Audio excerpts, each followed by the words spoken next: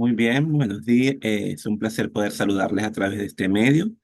¿Quién les habla? El licenciado Omar González. Hoy estaremos en nuestro segundo encuentro síncrono de práctica de intervención psicoeducativa y estaremos conversando de la unidad temática número 3 y la unidad temática número 4. Vamos a dar 2 minutos para esperar que los compañeros que aún no se han conectado se puedan conectar.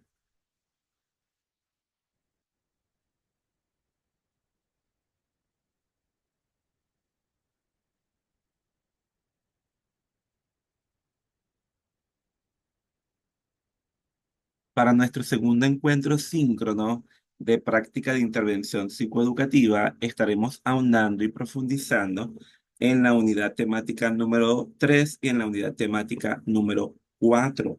En estas dos unidades estaremos abordando temáticas como los diferentes elementos con los cuales estaremos trabajando durante la práctica de intervención psicoeducativa. Nuestra agenda para hoy corresponde a la bienvenida, el contenido, ciclo de preguntas, la actividad evaluativa con la que estaremos trabajando y nuestro cierre cognitivo. Es importante indicar que los instrumentos de evaluación psicoeducativa son relevantes, pues se utilizan para comprender el funcionamiento cognitivo, el funcionamiento académico, el funcionamiento social, el funcionamiento emocional, conductual, comunicativo y adaptativo de un individuo dentro de un entorno educativo. Bajo este escenario se utilizan diferentes tipos de instrumentos para facilitar el diagnóstico del funcionamiento. Entonces, en este núcleo temático se abordará la aplicación de los instrumentos de evaluación psicoeducativa para la detección y desarrollo de estrategias de intervención psicoeducativa a través de los estudios de diferentes instrumentos, entre los que van a destacar los test de inteligencia, los test de actitudes, los test de actitudes mentales, los test de rendimiento académico, los test de personalidad, los test de adaptación, los test de estudio, de hábitos de estudio, los test de intereses profesionales y los test de competencias, entre otros.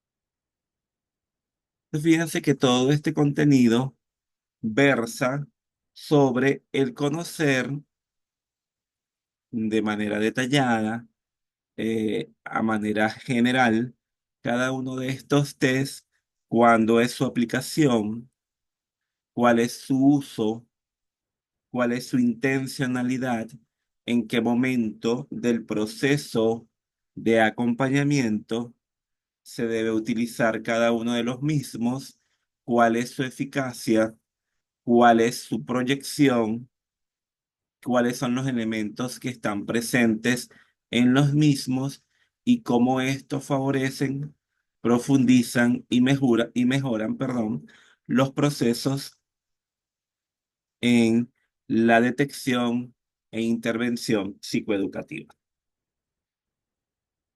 Entonces, fíjense, tenemos, por ejemplo,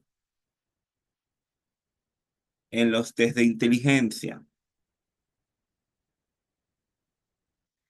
que miden la capacidad global de un individuo para desenvolverse en su entorno.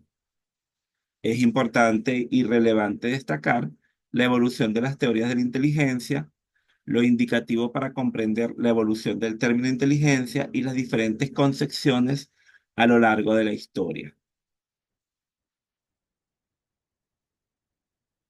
Y para ello, es importante que ustedes verifiquen varios materiales que se encuentran en el aula virtual, donde nos hablan, por ejemplo, la concepción de la inteligencia, cómo se ha ido diversificando o cómo se ha ido resignificando este término, cuáles son las características, eh, cómo es vista la inteligencia en las diferentes etapas de la vida, cómo varía de un individuo a otro y cuáles son los instrumentos que se utilizan para su medición.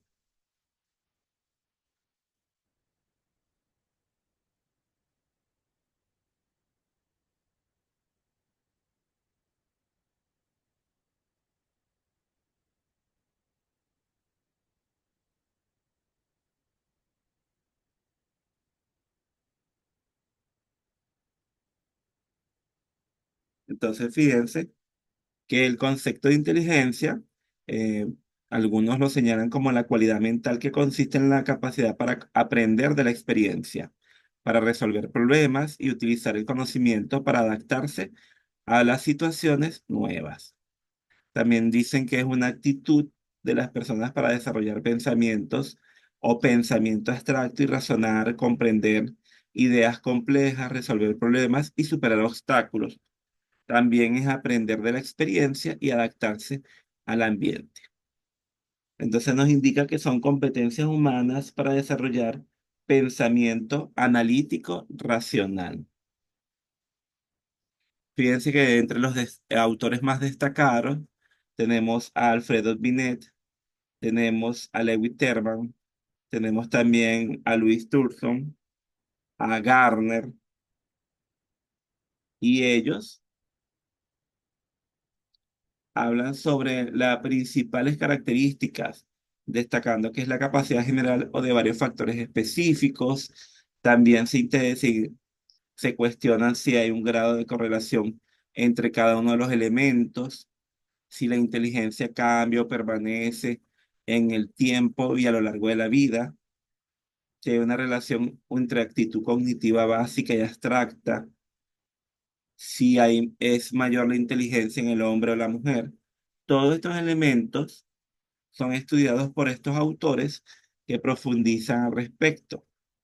Entonces, uno de los elementos principales eh, dicen que es un análisis profundo del estudio,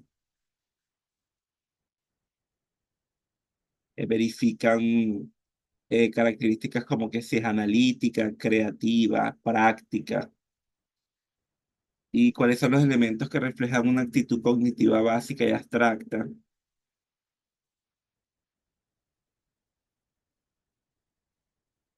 cómo la creatividad tiene que ver mucho con la inteligencia, como las competencias, las habilidades del pensamiento imaginativo, una personalidad audaz, la motivación intrínseca, un entorno creativo, todo esto va a influir en la inteligencia. Y bueno, también nos dicen que cómo se mide la inteligencia, que es algo difícil porque es un concepto abstracto que refiere a la capacidad de aprender de la experiencia resolviendo problemas y adaptándose a las situaciones nuevas. Como también hablan desde lo neurológico y lo neurobiológico, si el tamaño del cerebro también va a influir en los procesos de inteligencia. También nos hablan de la velocidad del pensamiento, de la velocidad perceptiva, de la velocidad neurológica, cómo aplicamos algunos test para verificar entonces ese nivel de inteligencia. Y los test varían entre test de actitud, test de rendimiento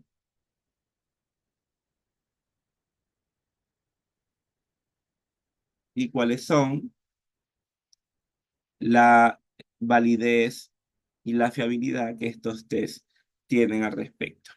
Y entre los test más destacados tenemos la escala de Wechsler, la escala de WIS, el Raven, entre otros, muchos que pudiéramos verificar que son utilizados, pero que van a variar de un individuo a otro, a las edades, los grupos etarios, de acuerdo a la necesidad o de lo que se persigue.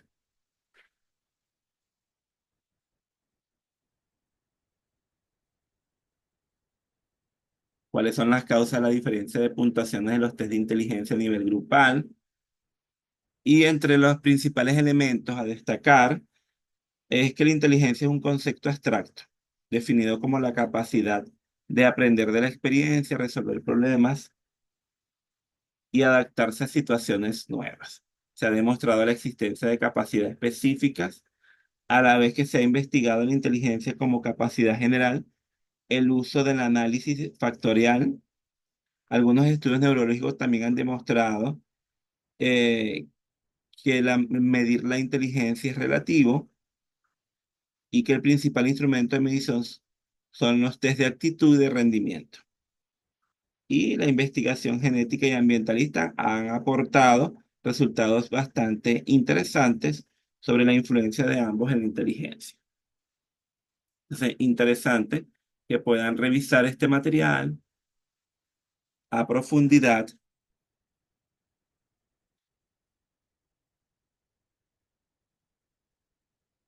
para verificar cada uno de los elementos allí presentes. Entonces, fíjense que destaca también la escala de Wechsler, como les dije anteriormente, que miden la inteligencia o determinan el coeficiente intelectual de una persona. Son escalas formadas cada una por una escala verbal y una escala de ejecución, de modo que con la aplicación de cualquiera de ellas se obtienen tres puntuaciones: una verbal, una manual y una total. eh, Ofrece información sobre la capacidad intelectual y sobre su funcionamiento en comprensión verbal, razonamiento perceptivo, memoria de trabajo y velocidad de procesamiento. La escala se compone de 15 test, 10 principales y 5 optativos. También tenemos la escala de Weiss aplicada a individuos de 16 a 64 años y tiene por objetivo medir la inteligencia del adulto dentro de un enfoque global. Es un test construido para evaluar la inteligencia global, entendida como un concepto de coeficiente intelectual de individuos de cualquier raza, de cualquier nivel intelectual, de cualquier nivel educativo, de cualquier origen socioeconómico y cultural. Es individual y consta de dos escalas: la escala verbal y de ejecución. Está basada en la teoría bifactorial de Spearman, tomada desde un punto de vista global, ya que está compuesta por habilidades cualitativamente diferentes, es decir, rasgos, pero no independientes.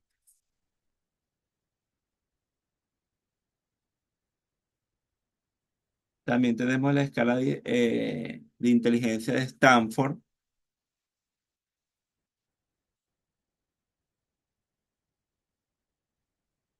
que en su quinta edición es una prueba que mide la capacidad cognitiva y de inteligencia, se utiliza para diagnosticar deficiencias en el desarrollo intelectual de los niños pequeños.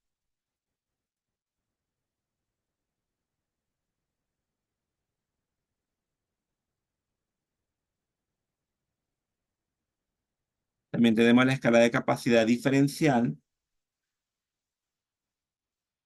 que incluye una escala cognitiva y otra de rendimiento, y fue desarrollada para niños y adolescentes entre los 2,5 y los 17 años.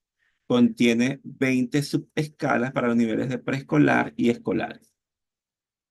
El nivel preescolar comprende de los 2 años y 6 meses a los 3 años y 5 meses y evalúa la capacidad conceptual general, construcción de patrones, la comprensión de vocabulario, las semejanzas entre dibujos y vocabulario, y entre las edades de 3 años, 6 meses a los 5 años y 11 meses, verifica la capacidad conceptual general, que consiste en la habilidad verbal y no verbal.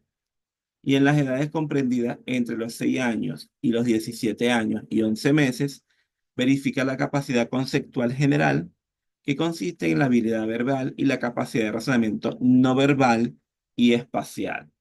El inglés, para quienes tienen una segunda lengua, también es un tema que estudia y verifica. Por otra parte,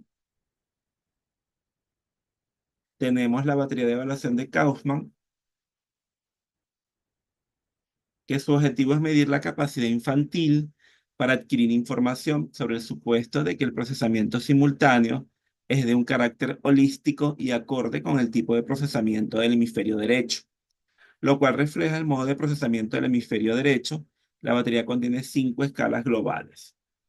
Entonces, contiene la escala de procesamiento secuencial, la escala de procesamiento simultáneo, la escala de planificación, la escala de aprendizaje, la escala de conocimiento, que todas estas van a verificar todo el procesamiento del hemisferio, como señalamos anteriormente, el hemisferio derecho.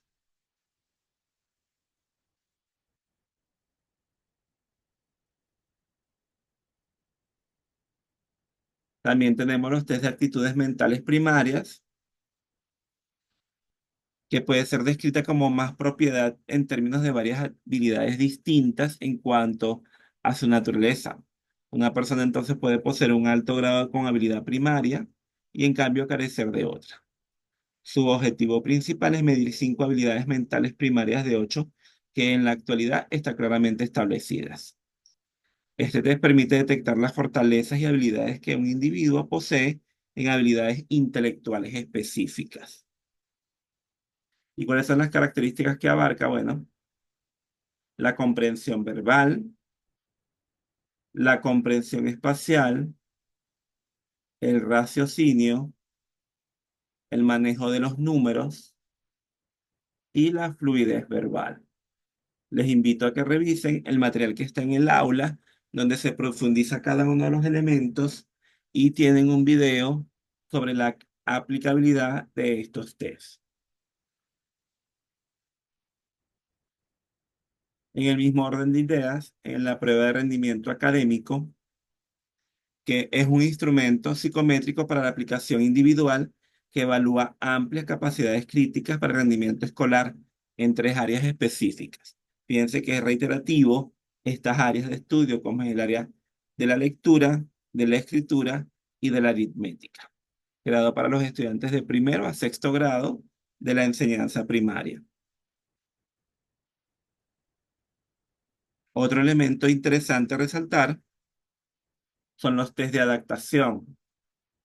Y estos test son una prueba diagnóstica fácil de aplicar, destinada a la detección de déficits significativos en la conducta adaptativa, que es uno de los criterios requeridos para el diagnóstico de discapacidad intelectual y otros trastornos del desarrollo. Por eso este test adopta un formato cuestionario que se aplica en entrevistas familiares, profesionales, de atención directa o a informantes que conozcan bien a la persona evaluada.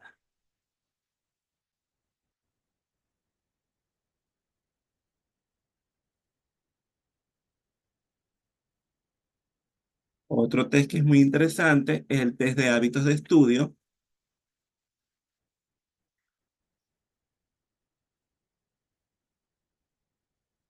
Y en este, fíjense que es un instrumento para la evaluación de los hábitos de trabajo, de los hábitos de estudio, de los hábitos escolares. Aprecia la forma y las condiciones en que el estudiante realiza sus tareas y los fallos que limitan su eficacia en el estudio.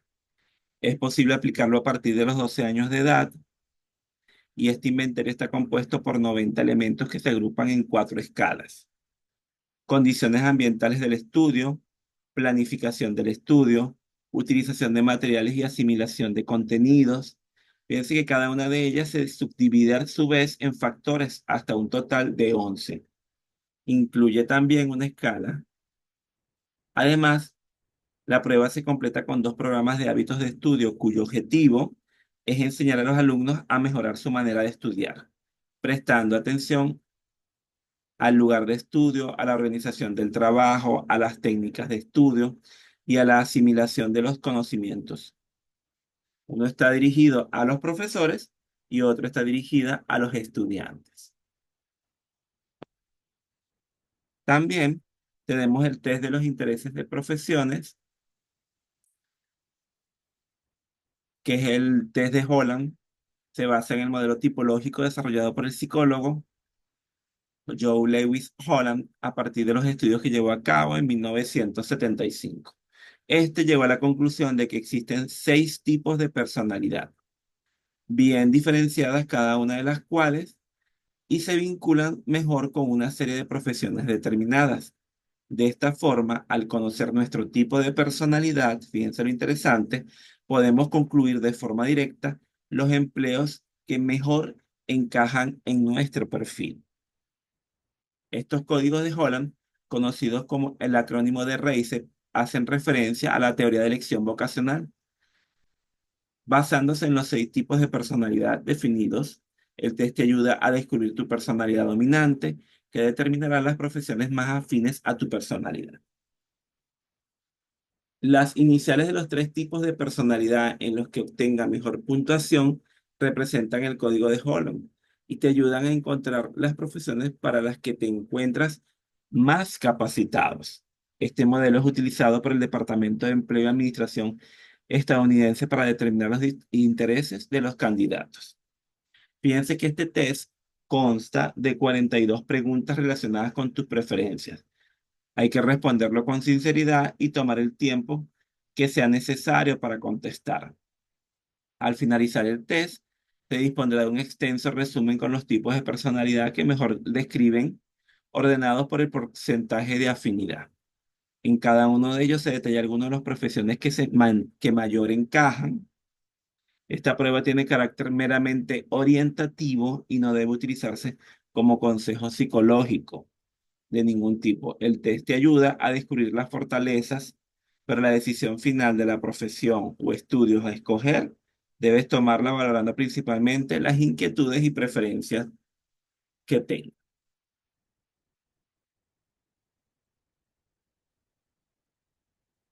También tenemos los test de competencias laborales.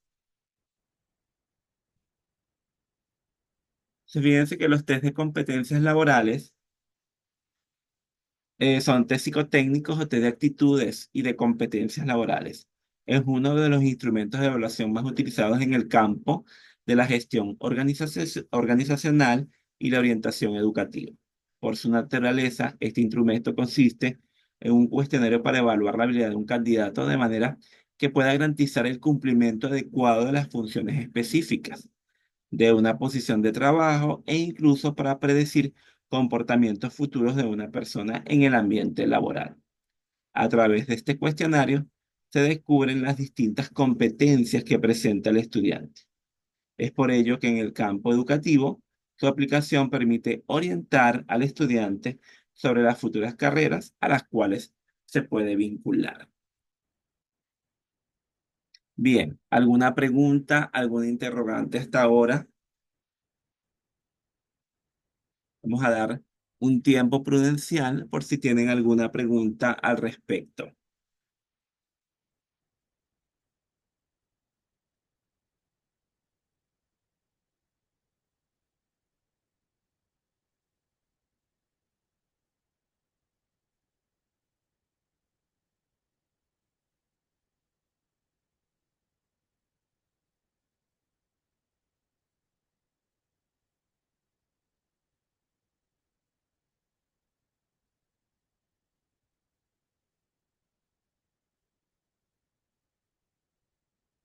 Bien, vamos entonces a continuar. Para nuestro segundo contenido, vamos a profundizar sobre los programas de intervención psicoeducativa, los objetivos del plan de intervención, la redacción del informe final como los elementos puntuales y fundamentales que vamos a verificar en esta unidad. Fíjense que en la unidad 3 se evidenció un paseo o un mapeo por cada uno de los instrumentos que grosso modo se utilizan en los procesos de la intervención psicoeducativa. Es decir, cuando hacemos ese acercamiento desde la observación, desde el llenado de la anamnesis, desde la verificación de todo el contexto, de los actores que están presentes y que están vinculados con los procesos educativos y cómo entonces nosotros vamos a verificar y vamos a medir la información que necesitamos de acuerdo entonces o ubicando el instrumento que se ajuste y que dé respuesta más efectiva a lo que nosotros esperamos indagar. Ya para esta unidad, entonces vamos a profundizar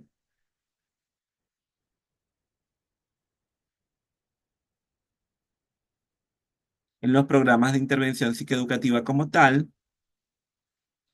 Entonces, es importante entender que comprenden un conjunto de actividades cuyo desarrollo está enmarcado en un proceso de optimización del aprendizaje. Este es un elemento fundamental que tenemos que tomar en consideración. ¿Cuál es el proceso? ¿Cuáles son los elementos fundamentales que se buscan dentro de los espacios educativos? Bueno, optimizar el rendimiento académico, mejorar las relaciones interpersonales, mejorar la gestión de las emociones de cada uno de los actores que están allí presentes. Específicamente, siendo determinante el estudiante dentro de estos procesos académicos, en el que desde la propia planeación se tomen en cuenta las bases psicológicas y pedagógicas para el desarrollo de las actividades. Entonces vamos a verificar cómo se puede ayudar a que la planeación o lo que realiza cada uno de los instructores o de los docentes tenga presente estos elementos porque van entonces a maximizar los procesos que se dan dentro de los espacios educativos. En este sentido, el desarrollo del presente núcleo temático, esta cuarta unidad, es la finalización de un proceso teórico práctico de la intervención psicoeducativa, cuyo enfoque considera la intervención como una herramienta, fíjense ustedes, para resolver de manera directa e inmediata el problema o la situación que presenta el niño, el educando. En tal sentido, se explica los elementos de la intervención psicoeducativa para utilizarlos ¿en dónde? En la consultoría, en la orientación y, por supuesto, en la asesoría educativa. Ahora bien, ¿cuáles son los objetivos del plan de intervención educativa? Está dirigido hacia los tres componentes que conforman el escenario, ¿sí? ¿Y cuáles son esos componentes? Bueno, el educando o el estudiante, los padres, los representantes y la comunidad educativa, para garantizar la inclusión educativa de tal manera que se pueda fortalecer los procesos de aprendizaje. El principal objetivo del plan de intervención psicoeducativo reside en que el profesional facilita el abordaje de la terapia adaptado en el nivel de entendimiento. Se evita el tecnicismo para lograr la comprensión de la familia y del menor, o del estudiante, también pudiéramos decir, sobre el trastorno diagnosticado. Es así como la relevancia de la psicoeducación implica en entender su situación, reforzar la autoestima y poniendo en práctica estrategias que le permitan alcanzar sus objetivos y sobrellevar el día a día.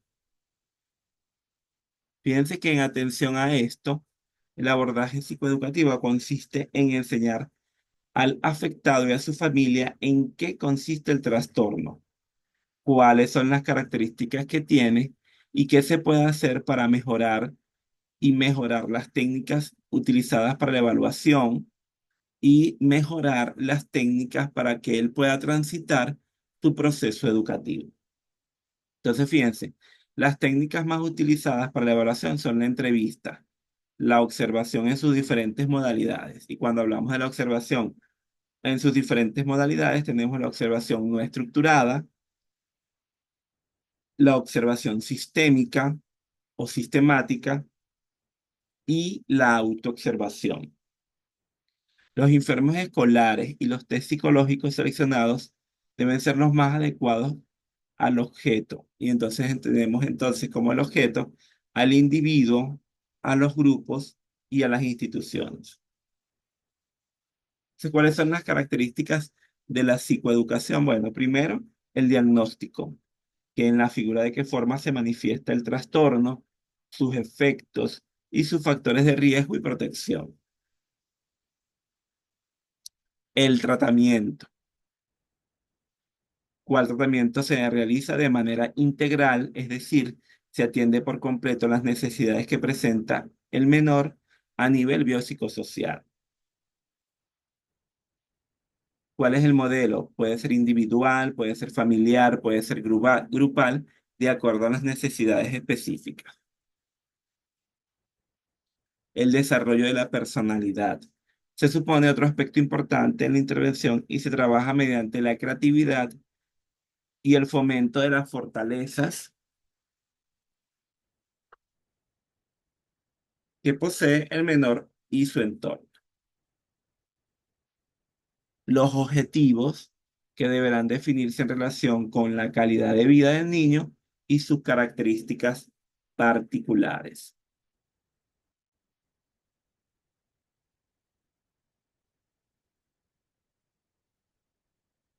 Ahora bien, ¿cuál es el abordaje psicoeducativo y cuáles son los beneficios?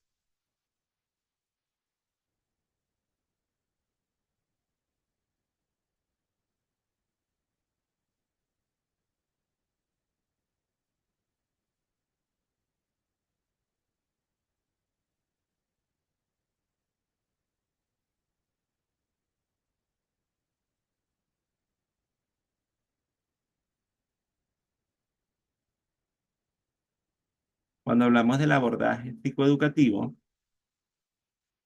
tiene estrecha relación con lo que señalábamos previamente de todos los elementos que se van a tomar en consideración, de todos los actores que están allí presentes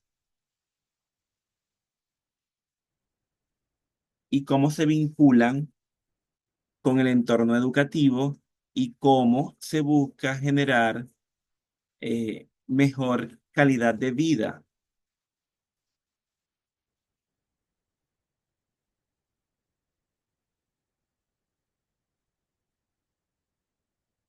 para garantizar el continuo.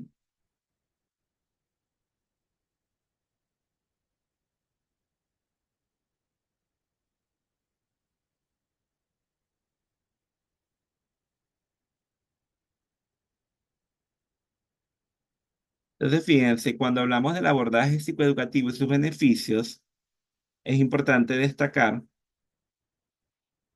que es el paso previo a toda la intervención. El abordaje reporta beneficios sobre la autoestima, sobre el entendimiento del trastorno y sus limitaciones, favorece la aceptación activa, mejora la motivación, mejora el interés, participación e intervención. Bueno, ¿dónde se aplica? Bueno, en los espacios educativos, en los consultorios y en los espacios pedagógicos. Debe siempre adecuarse al nivel de entendimiento y comprensión de la persona, a su nivel sociocultural, a las características propias del caso, a la información previa que se tiene al respecto,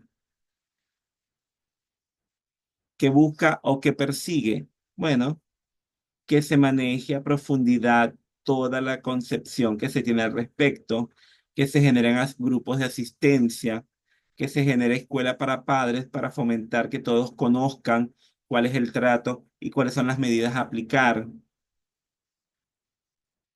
verificar cómo se está dando la información, cuáles son las estrategias que se aplican, si hay una lectura, si se enseña, si se trabaja, cómo se resignifica la concepción del docente para que él modifique su pensamiento y opiniones en cuanto a los estudiantes que presentan alguna condición, mantener una colaboración positiva con el niño y la familia, entrenar en técnicas de actuación, modificación de conducta, técnicas de disciplina, establecimiento de pautas. Entonces, fíjense cómo ese abordaje brinda beneficios a todo el contexto y a cada uno de los actores que están allí presentes en pro y en beneficio de el estudiante o del que está afectado. De igual forma, tenemos la redacción del informe y conlleva un proceso de descripción y análisis de datos para sintetizar y reportar finalmente en un diagnóstico de tal manera que se diseñe y aplique estrategias de intervención educativa que se ajusten de manera puntual, de manera singular, de manera objetiva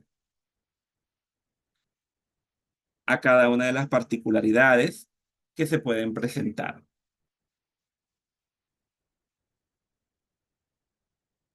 Para profundizar en la redacción de informes, les invito a que revisen los materiales que están presentes en el aula.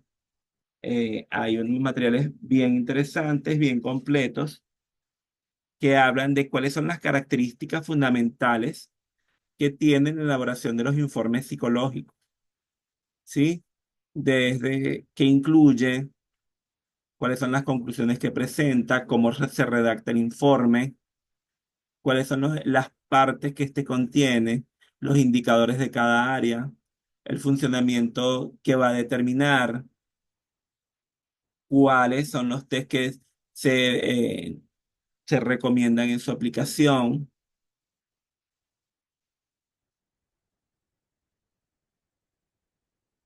Entonces, les invito a revisar a profundidad este material, porque fíjense que nos habla sobre cómo realizar un informe psicológico.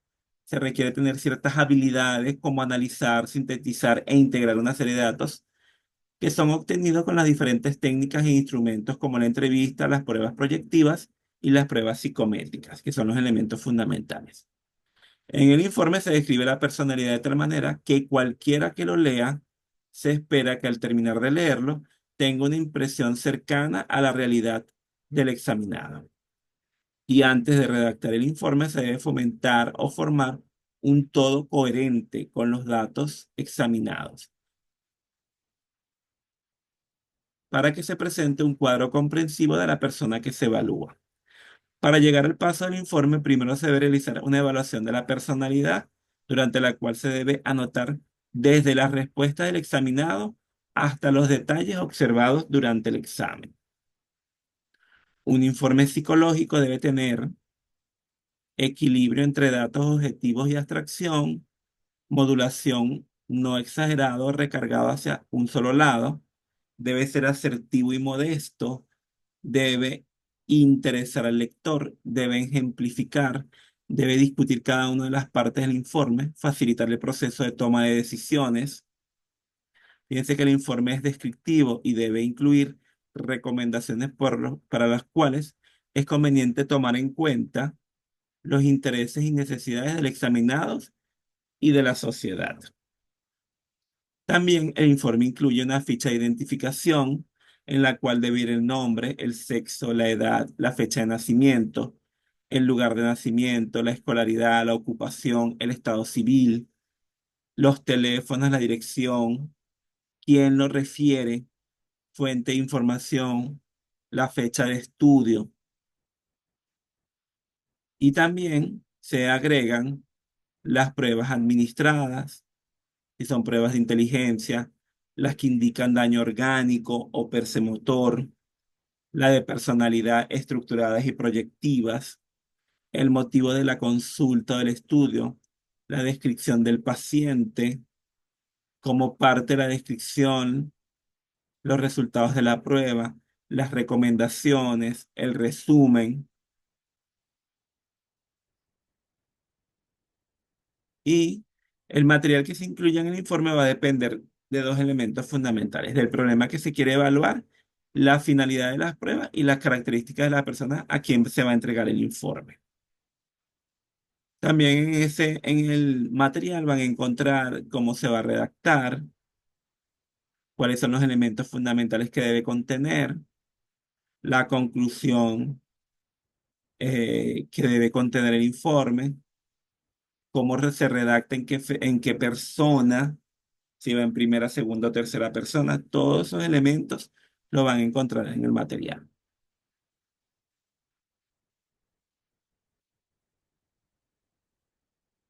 ¿Alguna pregunta, alguna duda hasta ahora? Dejamos el ciclo de preguntas abiertas.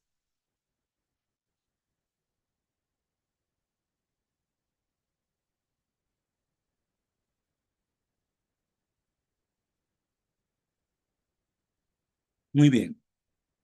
Fíjense que para la unidad 3 y 4, nuestra actividad evaluativa consiste en realizar un plan de intervención.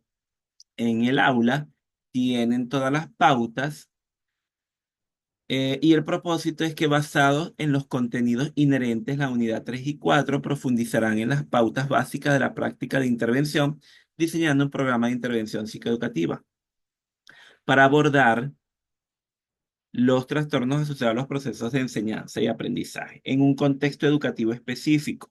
Allí aparecen, por ejemplo, en una institución educativa de primaria, de educación secundaria o un centro de formación universitario. Usted decide dónde lo quiere aplicar y va a dividir ese su programa. Recordemos que conversamos que por los tiempos es un proceso hipotético en el cual usted va a diseñar su programa. Y el programa debe contener su evaluación y diagnóstico, su diseño de la intervención, su elaboración del informe de intervención, las consideraciones éticas y legales, es decir, el marco jurídico, y que se evidencie el cumplimiento de los principios éticos dentro del plan de intervención que usted está presentando. Recordando que es un plan de acción detallado, incluye los objetivos, las actividades, los recursos y el cronograma, que debe ser entre 8 semanas, 10 semanas. ¿Cómo lo van a presentar? Bueno, a través de un trabajo que tiene una portada institucional con todos los elementos inherentes a la misma, el desarrollo, el desarrollo de los temas indicados, utilizar las normas, el tipo de letra. ¿Y cuáles son los indicadores a tomar en consideración? Bueno, la introducción, la descripción de la situación problemática, la propuesta o programa de intervención, la evaluación del plan, la reflexión sobre el aprendizaje, la redacción y la ortografía. Allí señala 4 páginas, pero si usted necesita utilizar mayor cantidad de páginas, lo puede hacer. No es una limitante. ¿Cómo va a ser la asignación de la entrega? De acuerdo a lo que establece el aula, el protocolo universitario. Sin más, bueno, damos por concluido nuestro segundo encuentro síncrono. Cualquier duda que usted pueda presentar, cualquier interrogante, si necesita alguna orientación en la construcción de su plan, no duden en comunicarse por las vías previstas para tal fin. Feliz noche, que descansen, estamos en contacto.